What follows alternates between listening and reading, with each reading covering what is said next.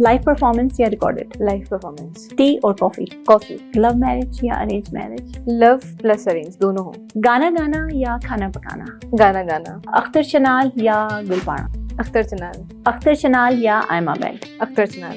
अख्तर चनाल या आतिफ असलम? आतिफ असलम। आतिफ असलम या अली जफर? अच्छा, ये जो है फिर से मैं रैपिड फायर से हट के जवाब देना चाहूँगी कि मैं किसी को जज नहीं कर रही कि आतिफ असलम ज़्यादा अच्छा गाते हैं या अली जफर ज़्यादा अच्छा गाते हैं।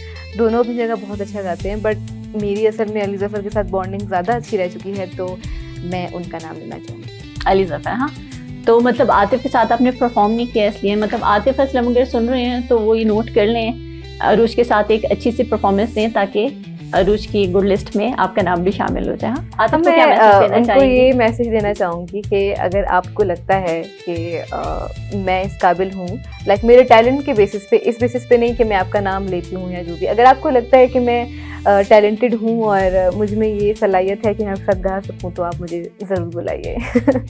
बस इनविटेशन आने वाला है इंशाल्लाह। इंशाल्लाह।